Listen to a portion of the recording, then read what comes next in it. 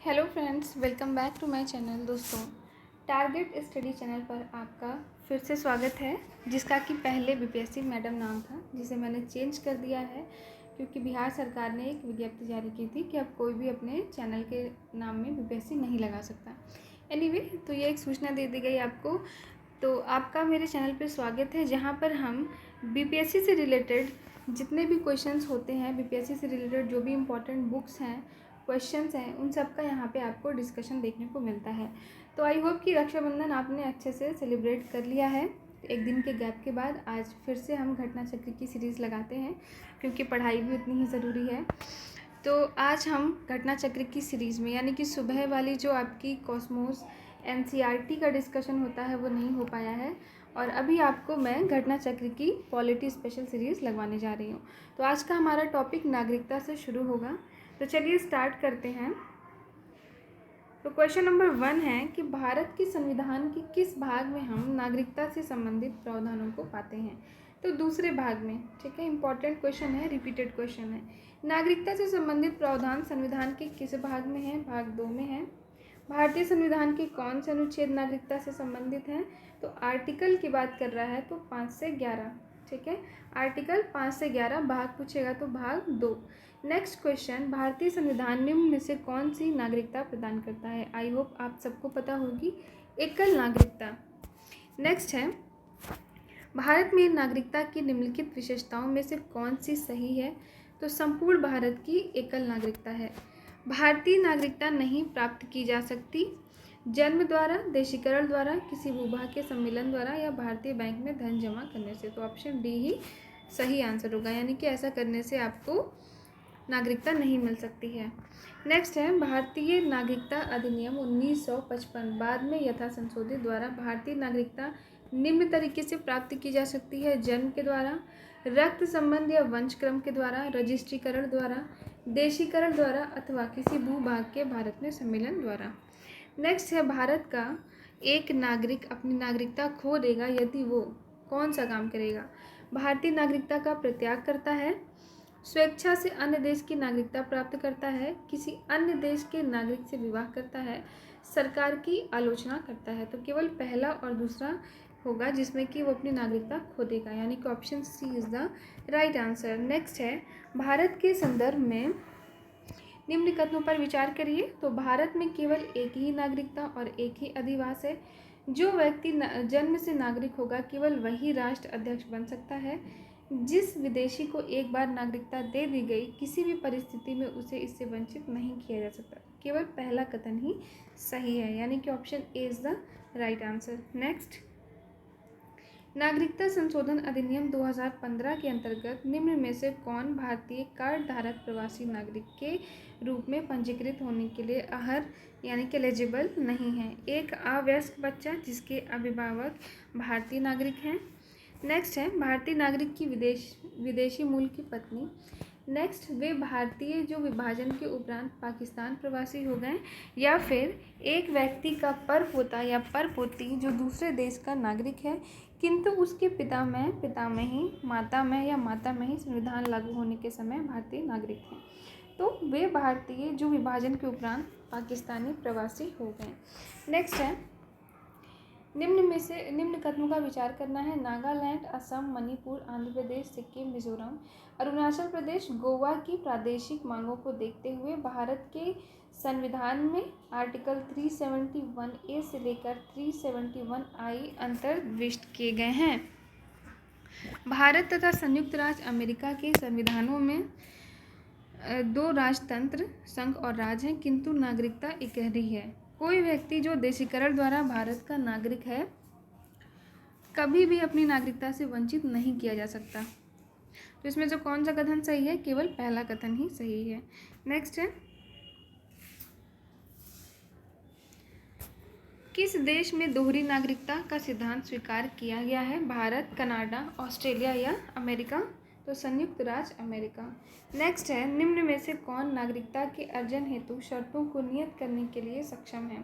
चुनाव आयोग, राष्ट्रपति, संसद एवं राज्यों की विधानसभाएं सम्मिलित रूप से, या संसद? तो संसद इज द राइट आंसर।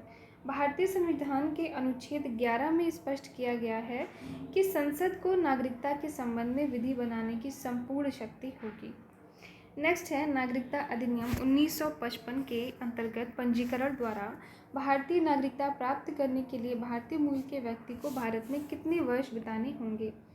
5 वर्ष, 3 वर्ष, 7 वर्ष, 9 वर्ष या 10 वर्ष। तो 7 वर्ष is the right answer. Next question, निम्न में से भारत में नागरिकता निर्धारण का विशिष्ट अधिकार किसे प्राप्त है? न्यायालय, राष्ट्रपति, लोकसभा, केंद्र सरकार या राज्य सरकार। तो आर्टिकल 11 के अनुसार भारत में नागरिकता के निर्धारण का विशिष्ट अधिकार संसद को है।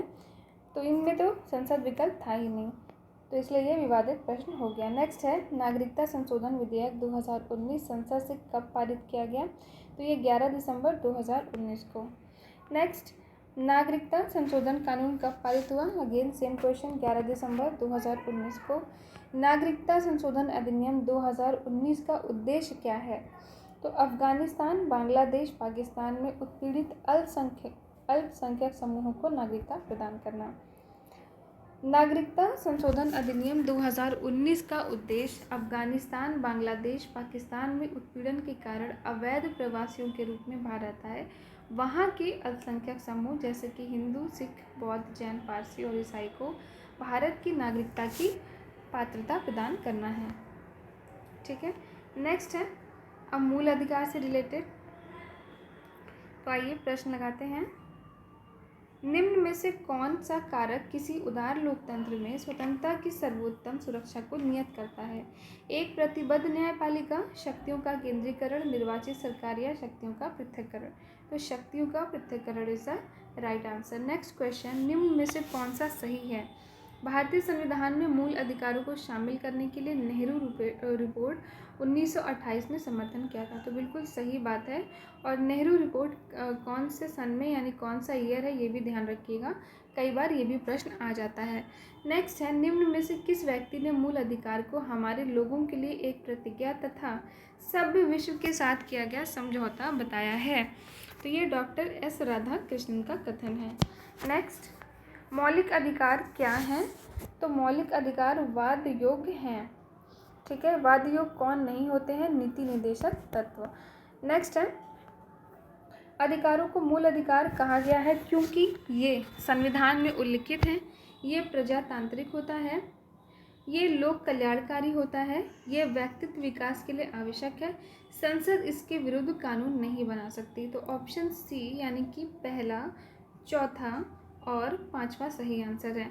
नेक्स्ट है, मौलिक अधिकार कभी भी निलंबित नहीं किए जा सकते, प्रधानमंत्री के निर्देशों से निलंबित हो सकते हैं, राष्ट्रपति की इच्छा पर निलंबित हो सकते हैं, आपातकालीन स्थिति में निलंबित हो सकते हैं। तो हाँ, आपातकालीन में निलंबित हो सकते हैं। कौन से 2 आर्टिकल हैं जो आपातकालीन में भी निलंबित नहीं हो सकते, ज़रा कमेंट करके बताइएगा। नेक्स्ट है, भारत में मौलिक अधिकारों के संबंध में निम्न वक्तव्यों पर विचार करिए। ये राज्यकृत के विरुद्ध एक गारंटी है, ये संविधान के भाग 3 में सूचीबद्ध हैं, सामाजिक, आर्थिक तथा राजनीतिक न्याय सुनिश्चित करते हैं, ये संयुक्त राज्य अमेरिका में अधिकारों के बिल की भांति नहीं हैं। तो इनमें चौथा छोड़ करके बाकी तीनों सही हैं। Option C is the right answer. Next है, भारतीय संविधान में किस अनुच्छेद के अंतर्गत नागरिकों को मौलिक अधिकार प्रदान किए गए हैं?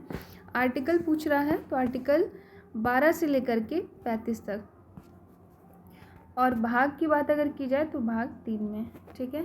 नेक्स्ट, भारतीय, अच्छा आपने अभी भी पढ़ा, नागरिकता कौन से भाग में है ज़रा कमेंट करके बताइएगा। ठीक है, अभी अभी आपने पढ़ा है स्टार्टिंग में ही। नेक्स्ट है, भारतीय संविधान का कौन सा अनुच्छेद संवैधानिक प्रावधानों को संघीय संसद, राज्य विधान पालिकाओं द्वारा बनाए गए नियमों अथवा कानूनों पर प्राथमिकता प्रदान करता है? तो ये आर्टिकल 13 होगा।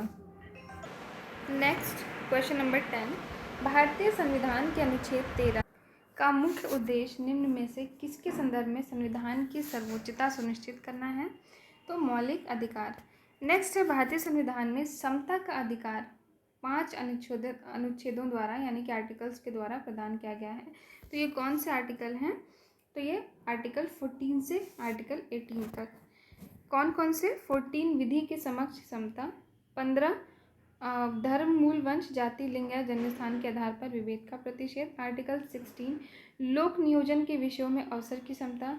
17 अस्पष्टता का अंत और 18 उपाधियों का अंत, ये भी याद रखेंगे। नेक्स्ट है समानता का अधिकार संविधान के किन अनुच्छेदों में से किन के अंतर्गत दिया हुआ है? अनुच्छेद 13, 14, 15 और 16। तो अनुच्छेद 14 है विधि के समक्ष समता, 15 भी है, ठीक है, यानी कि भेदभाव के विरोध में है, और 16 लोक नियोजन के विषय में, यानी कि 2, 3 और 4। Option C is the right answer. Next question, भारतीय संविधान के निम्न अनुच्छेदों में से कौन विधायन सत्ता पर पूर्ण नियंत्रण करता है? तो ये आर्टिकल 14 होगा। नेक्स्ट, निम्न में से भारत के संविधान का कौन सा अनुच्छेद कानून के समक्ष समानता से संबंधित है? Of course article 14। संविधान के किस अनुच्छेद में कानून का समान संरक्षण प्रावधानित है? आर्टिकल 14। कानून को लागू करने के मामले में कोई विधान जो किसी कार्यपालक अथवा प्रशासनिक अधिकारी को अनिर्देशित एवं अनियंत्रित विवेक अधिकार देता है, भारत के संविधान के निम्न अनुच्छेदों में से किसका उल्लंघन करता है? तो आर्टिकल 14 का। नेक्स्ट, विधि का नियम या कानून का अधिराज का क्या मतलब है? कि सभी के लिए एक कानून और सभी के लिए एक ही न्यायतंत्र होगा। धर्म आदि के आधार पर विभेद का प्रतिषेध। भारत के संविधान का अनुच्छेद 15 एक मूल अधिकार है जिसे इसके अधीन वर्गीकृत किया जाएगा समता का अधिकार के अंतर्गत। मद्रास राज्य बनाम दोरायराजन 1951 के मुकदमे में भारतीय सर्वोच्च न्यायालय के निर्णय के परिणाम स्वरूप निम्न में से किस मौलिक अधिकार को संशोधित किया गया था? विधि के समक्ष समानता का, भेदभाव के विरुद्ध अधिकार, अस्पष्टता के विरुद्ध, या विचार और अभिव्यक्ति। तो भेदभाव के विरुद्ध, यानी ऑप्शन बी।